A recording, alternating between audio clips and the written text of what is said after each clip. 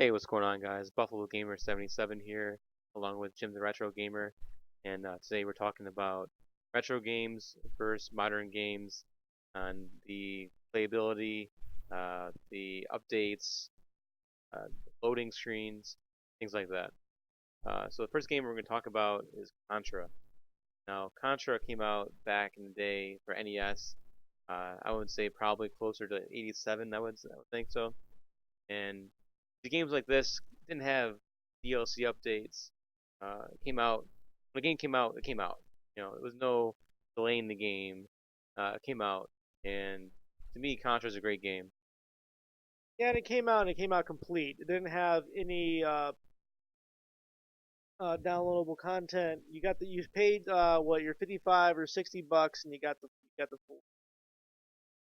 Now, also, it had some cool codes. It had the Konami code, which made it a little bit easier to beat. Contra was a unique game. It's very collectible now, but it's definitely popular. There's a lot of copies out there. Now games nowadays are definitely a lot different. But back in the day, it was a lot more simpler to have the game, and there's not a lot of like glitches and well, there was a lot of glitches back in the day, but there was not a lot of updates. You put the cartridge inside the NES, and that was it. You played the game, and you pay the full price for it. There's no $20 map upgrade. And there's no microtransactions or any kind of silly stuff like that. Next game we're going to touch upon is classic is going to be Legend of Zelda.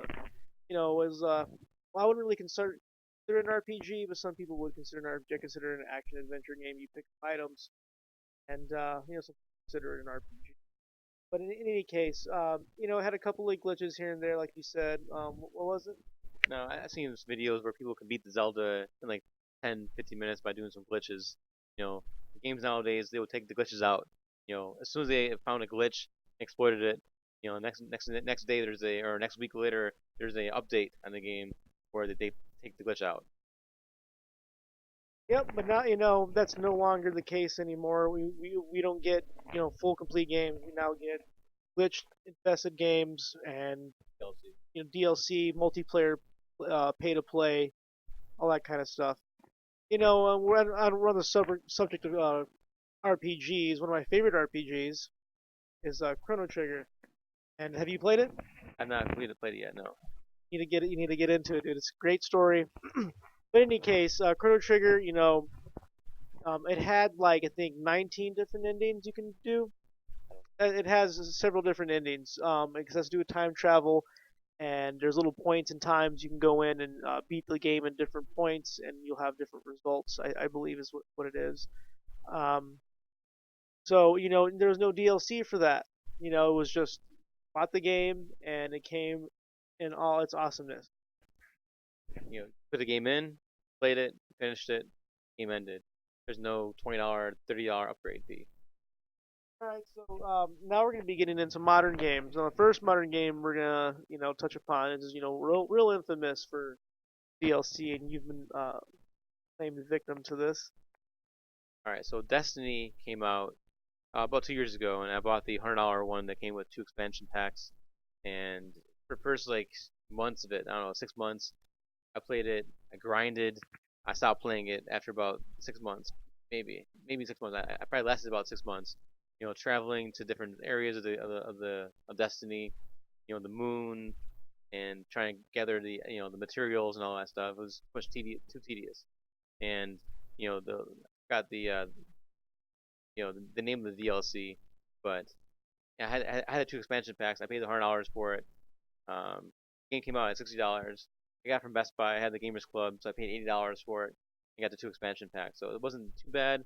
But if you're paid full price for it, when the game came out, it should have came out with the two expansion packs already into it already.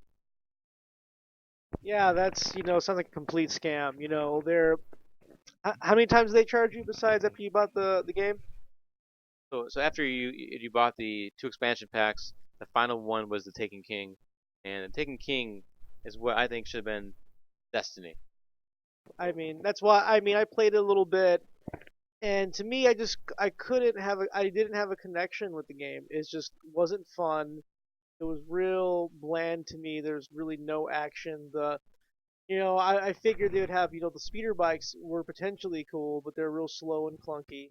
And when it first came out, I don't know if they made any advancement, but it was real similar to how was it the Banshee? No, the ghost, the one that it was kind of like talking about Halo, yeah. But kind of like that, the way it handled. Well, anyway, so Destiny's pretty much to me a scam, and I'm glad I didn't invest in anything. I'm sorry. I mean, I'm pretty sure the storyline's cool, I guess. But I don't really know the storyline at all in Destiny. I haven't. I'm more of a bypass the campaign story type person and just play the game. I play Crucible in it, and I play the raid and all that stuff, but and the Vanguard missions, but I don't pay attention to the storyline at all. I'm just trying to rank up basically. well, the next game we're gonna touch upon, it's also coming up, I guess, in well, they're not calling it a broken format, or they're calling it episodic. They're breaking up in episodes, kind of like how Telltale's has been doing. Is going to be Final Fantasy VII, the remake. They're going to be releasing it in episodes. I'm not sure, why, to be honest. I don't know why they just won't wait till it's finished, then release it out in one game. Now, Final Fantasy VII is a game that I never played before. My first Final Fantasy game I played, I'm playing it right now on my Vita, Final Fantasy X. So I don't know much about Final Fantasy until Final Fantasy X. Yeah, I mean, it's completely different. Is it turn-based or is it different? Final Fantasy X is sort of turn-based. You do your, it's kind of both actually, where you actually walk around, do things, and you play blitzball, and you have come across enemies. It's turn-based between the, the damage you do. Yeah. Well, if it's turn-based, then they stay traditional. They change at some point where they move while they're attacking and doing their magical spells. All right, well, and seven will. I'm not sure what to expect from it, but they are going to break it up in episodes, which I'm not happy about. Now, the next game we're going to be talking about is the Halo series. No, I've been playing Halo since Halo One, so I've been pretty accustomed to Halo. And Halo, I think two or three started off with DLC, where you have the maps come out later on, which I'm fine with it. It was like $10 for more maps, or fine. But I know when Master Chief Collection came out, a lot of problems with it. So many problems with it where I couldn't even play the game at all because of all the I don't know hiccups in it. And where I got it day one, I couldn't even play it day one. It took 3 hours to download it. 3 hours to download the game, install the game on the Xbox.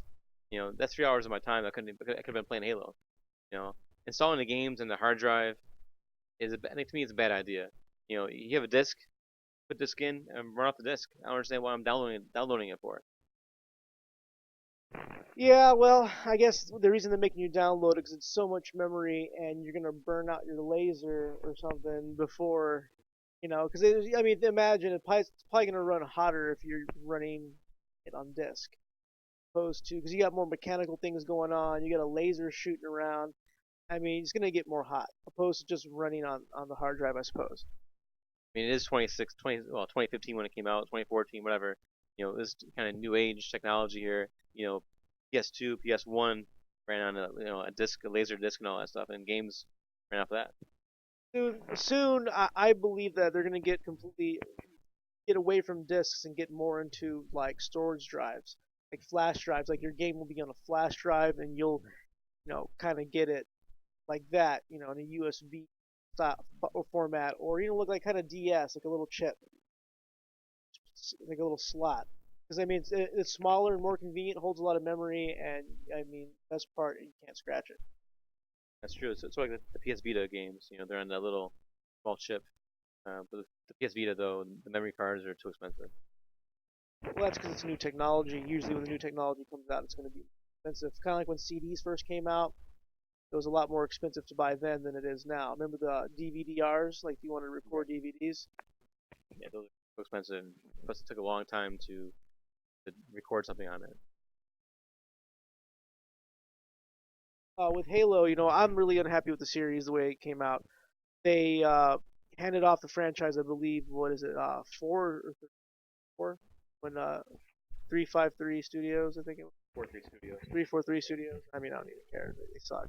Yeah, so one, two, three, ODST. Then I think 4 came out under 343.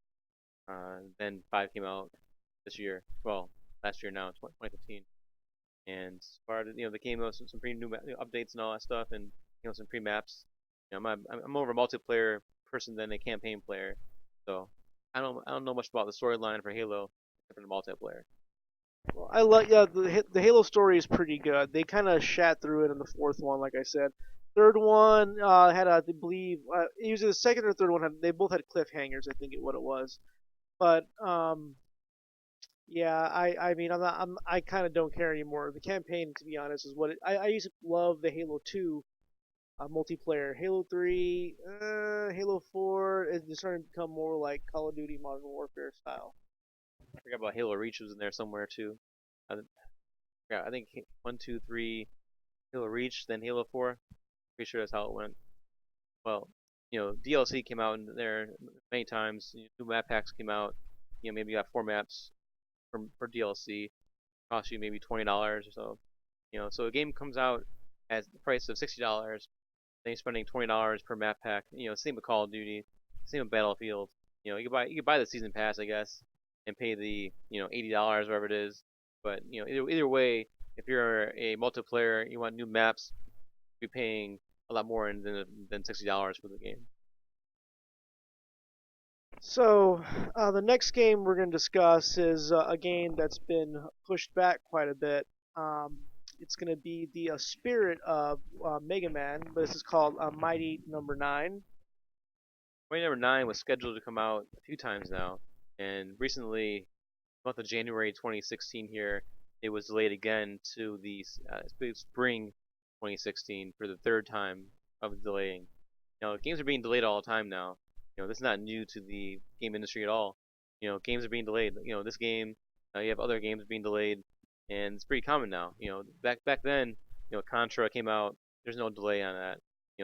There's a deadline for it, and it was stuck by it. You know, Like, for example, E.T. I think E.T. had like, what, a week or two? Party game. Yeah, for the Atari game, they had a very small window, and they stuck to it no matter how crappy it came out. It came out like crap, but it was complete crap. But it was complete. I can't rag on it too bad. Like I was told, if you actually knew how to play it, had the instructions, and actually followed it, it was actually a decent game because it had complex theory, complex not theory, but complex play. Like the map was like a cube, and you had to like almost have everything memorized. Yeah, it's kind of crazy. So my number 9, the problem with it right now is the multiplayer. Now I'm not sure who's playing this game for the multiplayer. To me, it should come out as normal for the campaign. I mean, I'm buying it for the campaign. I'm not buying it for the multiplayer. I mean, what can multiplayer come? I don't know. What could it be in? I know. I mean, I'm used to Mega Man being a side-scrolling type thing, so I imagine it's going to be more of a 3D style. I'm not sure if they're going to make it a first-person shooter either. I mean, you don't know. I don't know what route they're taking with it. I did get a chance to play this game at Too Many Games last year in Philadelphia, and it was pretty fun. It was a side-scrolling game.